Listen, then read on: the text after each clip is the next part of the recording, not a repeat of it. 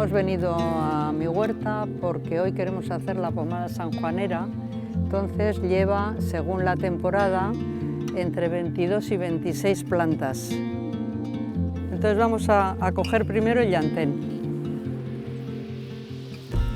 Este es el llantén menor, este se identifica muy bien por las nerviaciones que tiene. Y esta es una de las plantas silvestres más valoradas, más conocidas. Bueno, entonces el llantén lo completamos con lo que hay en casa y ahora vamos a coger la celidonia. La celidonia es una planta que se identifica muy bien porque la savia es amarilla. Mirad, aquí está en flor y de esta también ponemos mucha cantidad.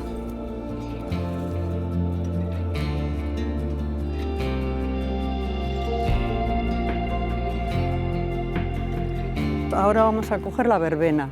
De la verbena se usan las hojas. Es muy curioso porque la verbena cuando empieza tiene la hoja muy desarrollada, pero a medida que empieza a formar las flores y aquí ya las semillas, pierde, ya veis, vamos a cortar, ¿no veis? Aquí ya no hay hoja. Tengo que ir cogiendo las hojas, aunque ya os digo que lo ideal es coger antes de que salga la flor, pero lo ideal no suele coincidir con lo real. Y ahora vamos a coger el sedum. Esta le llaman osavedar, porque esta lo que se hace es se pela y se pone en una sartén a que se temple y se coloca en la parte afectada. En yoga coincidimos una serie de mujeres que a todas nos gustaban mucho las plantas y comprobamos que dentro del microclima de Baquio cada cual casi tenía el suyo propio y entonces intercambiábamos pues esquejes, semillas, lo que podíamos saber que era menos que nada, porque entonces no sabíamos casi nada.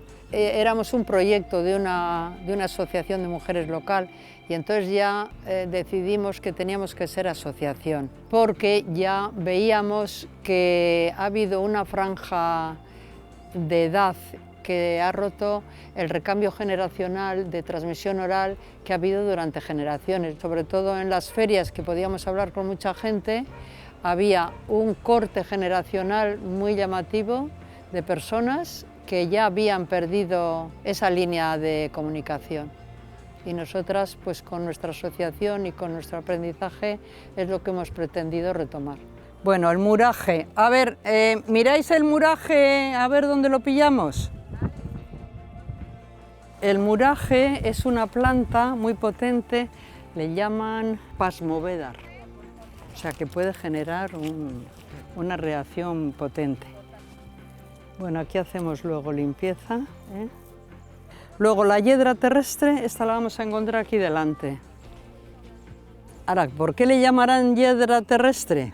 Pues es un misterio, porque otra cosa que hay que comentar es que los nombres vulgares no se pueden utilizar como referencia, hay que utilizar siempre los botánicos, porque hay muchas plantas que se les llama con el mismo nombre. Y ahora la consuelda. Bueno, para la consuelda es la raíz. Y entonces tengo que coger la laya. Es una planta especial para agricultura, porque el extracto que se hace con una fermentación de sus hojas mejora la calidad del tomate porque le administra potasio. Y también para el compost es un enriquecedor.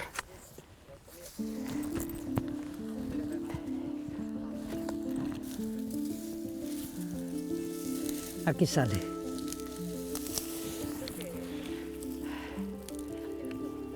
Estas hay que limpiarla, ¿no veis? Mirad qué carne tiene. Y ahora vamos a coger la prímula, ya está. Bueno, ahora vamos a coger el tomillo.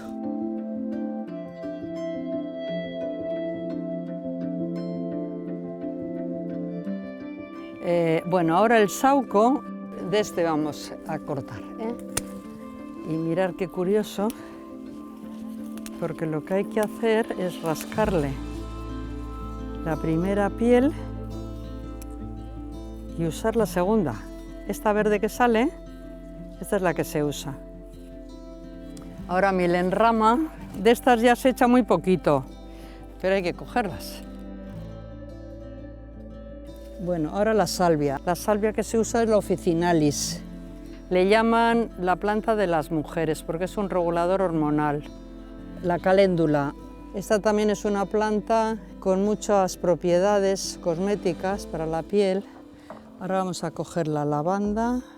Esta la tengo porque la flor no pierde el color con el tiempo, porque es una planta que mantiene el perfume y entonces en ramos secos queda muy agradable de tener.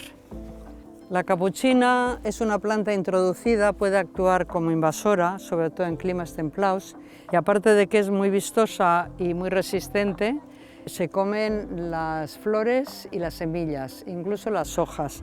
Tiene un gusto un poquito picante, pero yo, por ejemplo, alguna flor la he hecho en la mayonesa y le da ese puntito. Bueno, ahora ya solo nos queda el orégano, la hierba luisa, que esa también tiene un olor espectacular, y la rosa.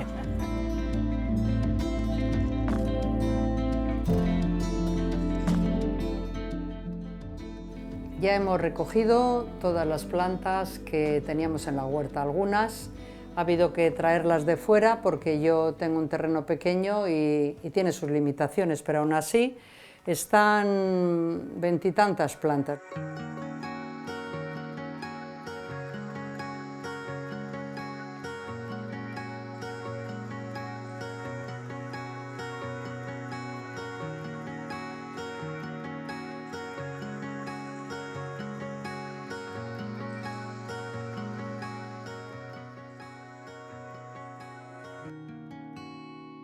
Empiezo por la cola de caballo, que la ponemos, esto es muy importante, la cola de caballo la ponemos en el fondo para evitar que en un caso de que la consuelda pudiera llegar, no se pegue, porque si se pega corremos el riesgo de alterar la preparación. Y luego ya voy echando todas las demás. Luego cuando hierven van perdiendo mucho el volumen, pero inicialmente llenan el recipiente. La consuelda siempre lo último. Ya está. Ahora le echo el aceite.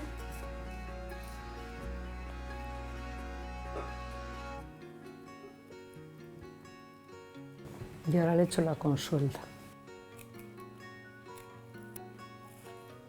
Y ahora ya hay que ponerlo al fuego durante 3 horas.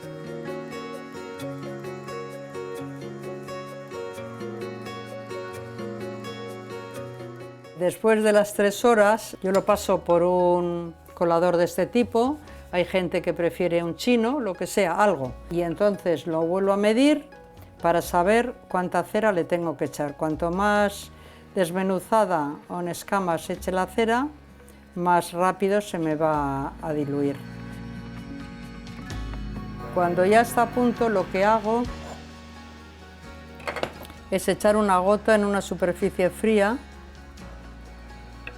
Espero a que pierda calor. Está bien.